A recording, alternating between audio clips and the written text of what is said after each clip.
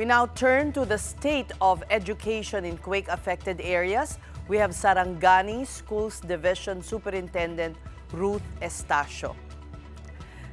Now, good evening, ma'am. Welcome to the big story, Ma'am Ruth. Good evening po, Mrs. Good evening po. Ikwento niyo po sa amin unang-una yung inyong naranasan nung Lunes. Opo. Mrs., during that time kasi opening po ng klase, umattend po ako ng flag ceremony sa Mamanawa Elementary School at nasa Malapatan po yon. Sentro din po yon ng quake natin, nasa almost 8 po yung intensity. Kaya buti na lang po at nasa flag ceremony kami. Kaya lahat ng mga bata ay nasa open field. Pero talagang grabe din yung trauma na naranasan namin dahil talagang napakalakas din po doon. At muntik pa kaming hindi nakalabas kasi bumigay din yung tulay pagkatapos ng after a day ng lindol po. Kaya yung mga bata, buti na lang po, yung mga earthquake drill din sila. Medyo na-manage din po naman sila. Pero syempre nandun yung mga parents nila. Yung iba medyo nagpanic din po ng konti. Asawa ng Diyos ay wala naman pong nangyari sa amin doon sa Mamanawa Elementary School. Opo, kayo po'y sinasaluduhan ng mga namumuno sa DepEd dahil po kitang-kita na na-manage ninyo yung mga bata in control. Kahit, Opo. I'm sure kahit kayo natatakot at that time. Opo.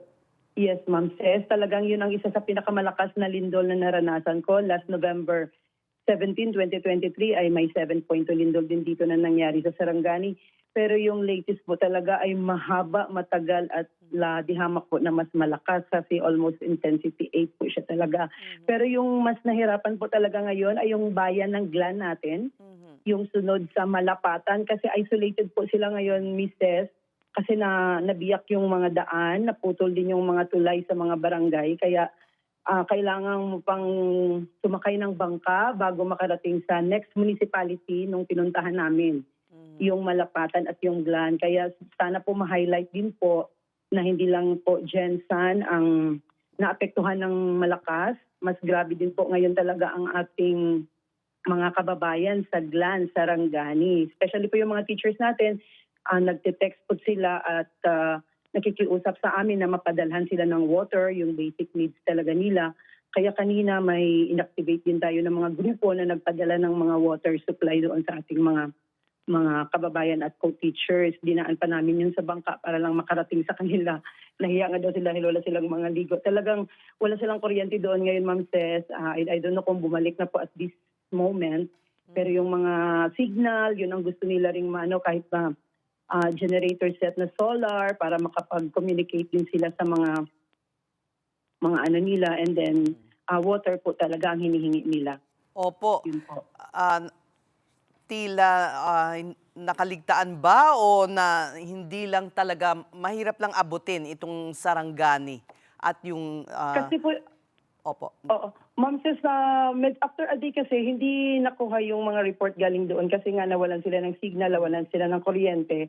Yung kahapon pumasok yung mga reports about Glan and also Malapatan, and we realized na talagang mas malaki din pong mga damages din doon dahil heavily affected din po talaga yung area natin dahil sa hindi na nga naabot dahil naputol yung tulay, nabiyak yung mga daan, saka yung mga seawall sa ibang barangay ay naapektuhan din, natabunan. Meron nga po tayong casualty, Ma'am Ses. Opo. Meron tayong casualty sa Malapatan Municipality. Yung isang estudyante natin ay natabunan po siya ng lupa. Dahil, may mga landslide po na nangyayari sa ating mga kabundukan sa Malapatan. At ganoon din po sa Glan. So 3 actually po, yung 2 missing pa po sa barangay naman po ng Kinam, which is in Malapatan, and also in Daansuyan po yung namatay na bata natin. Ma'am Ruth, kakausap lang namin sa kay ASEC Alejandro ng OCD at sinasabing helicopters naman po at saka mga Air Force equipment ang ginagamit nila para madala ang tulong dyan. Generator, sabi, at syempre fuel. Pero Starlink. yung basic provisions po ang kulang. Sana naririnig nila itong mga panawagan ninyo. Tubig po, pagkain, Opo. Opo. ano pa po? Tubig, pagkain, basic needs po nila. Nagbigay naman po ng tulong si Governor Ruel Pacquiao, nakita din po namin. Si Congressman Steve Solon at ang iba pang mga mayors din po ng Sarangani, nagpadala din po sila ng tulong doon. Si Secretary Angara, si PBBM at even our BP has also visited rin po our area. Nag-airlift din po kanina ng mga pasyente sa hospital, Ma'am Ces, kasi nasa likod lang kami ng Kapitolyo. May 3 beses po bumaba yung helicopter kanina kasi kinuha na rin yung mga pasyente doon sa area ng Glan. So kitang-kita rin namin po yung paghatid ng mga pasyente. Dito po sa Sarangani, Ma'am Ces, nasa 173 po ang total ng schools natin na affected po talaga, yung totally damaged. 173 po yan, Ma'am Ces, out of 327 natin na schools.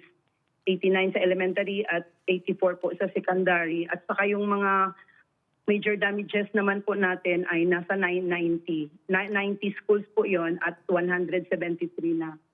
Talaga pong saludo kami sa inyo kasi ang mga teachers ang nagpaabot nitong mensahe na kailangan ng Opo. Sarangani ng tulong. Opo. Paano po tayo, Ma'am, talaga itong pag-uusap po natin, paano nyo nagawa?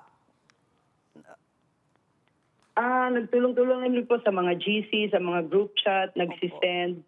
And then together with the LGU po, talagang nagtutulungan lang din yung mga... Nag-open na rin po namin yung operation center namin kahapon, kaya pasok lang din po yung mga information. Ang ating DRR po through the SGOD natin ay hingi rin po ng mga report. May mga school coordinators naman po tayo sa bawat schools, kaya naitala din na meron tayong 28 house na na-damage, yung mga teachers natin. 34 naman po yung minor damage, and then slightly damage po ay nasa 18 din po. And then yung schools natin used as temporary shelter, 11 po yun, Ma'am Miss Seth.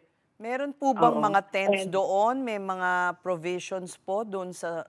Kasi ang iba ay ayaw sa loob matulog at sa labas dahil nga sa mga aftershock. Matindi po ba ang mga aftershocks dyan?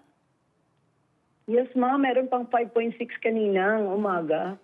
Kaya yung iba sa amin sa office na granular reporting na po kami kasi kailangan ding mag-report. Pero umuwi din kanina ulit kasi may malakas pa na aftershock kanina. Kaya buti na lang si Governor nag-declare din ng 72 hours na suspension. Kaya suspended pa rin yung klase namin. Pero until tomorrow, may granular return na rin po sa mga not so affected. So ang instruction po natin ay bago sila bumalik ay dapat may clearance, mag-ask ng inspection from the proper authorities, LGU Engineering, and then DepEd Educational Facilities Section din po. So tingnan ang mga major at minor na mga damages sa classroom. Pag may clearance po, pwede namang bumalik bukas, granular lang. Pero yung heavily Bukas affected po na agad-agad? municipalities, yung hindi lang po affected, ma'am, yung walang minor damages. Okay. Kasi 72 hours po yung binigay ni Governor na suspension. Pero I think mostly hindi pa nakamove on sa trauma. Yes. Baka Lunes na po siguro kami babalik Yun din, po ma'am, ang buong ang Sarangani. Opo. tama. Yun ang susunod kong tanong, Ma'am Ruth, kasi meron bang programa, meron bang sistema sa public schools na para ma-address itong trauma? Yes, ma'am. Ang ating mga DRRM, may mga coordinators tayo sa school ay trained po sila na magbigay ng mga psychosocial first aid at mga psychosocial support sa ating mga kabataan. At bilang opening block din po ng ating opening sa school year, isa po dyan sa binibigay natin yung mga mental health lectures natin. But because of this event, talagang psychological first aid yung ibibigay natin at mga debriefing po at psychosocial support sa mga bata pag bumalik po sa school by Monday, more or less. How about teachers? Assessment po. Ang teachers, meron din po bang, psychosocial Yes. activities para din, kasi syempre kayo rin ay Yes po, ma'am, nangangailangan kasali yan. din po. Opo, kasali din po ang teachers, ma'am. In fact, yung nurse namin nga sa office, bukas bibigyan niya rin daw kami ng psychosocial debriefing bago mag-granular report yung mga staff namin. So everybody talaga needs that po, ma'am says. So Ma'am Ruth, ano sa tingin ninyo ganong katagal aabutin ang pagbangon ninyo diyan sa Sarangani, sa Glan, sa Maasim? Opo, Makimakyamba, Malungon, and naranasan namin ang lindol last November. Kahit pa paano nakabangon na rin din po kami, pero sabi nga parang hindi pa rin totally recovered kasi yung mga ongoing construction, ongoing repair, nandun pa rin yun. And then ito na naman po ulit. Pero I believe habang nagtutulungan kami, we are stronger together with our LGU, together with the people helping us. And we are already having those help coming. And I know sa susunod na mga araw ay marami pa pong tutulong sa amin. Sana po mabigyang pansin ang Malapatan, especially din po ang Glan. Opo. So yun po ang inaasahan namin, Ma'am Ces. And Opo. we hope na mabigyan ng repair and retrofitting yung mga damaged classroom. And siguro mag-shift lang muna sa alternative delivery mode yung klase kung meron pa rin maraming aftershocks na magaganap po. We've been told that Glan is one of the most beautiful places in the Philippines. Yes. Kaya balak kong Mga puntahan second po sa yan. Boracay yan, ma'am. Napakaganda Yes, raw ma'am. po. Opo, pang second na siguro yan sa Boracay, ma'am. White beaches and beautiful blue. So, ayan, sana naman ay dumating ang tulong agad-agad sa inyo. Marami pong salamat Yes po.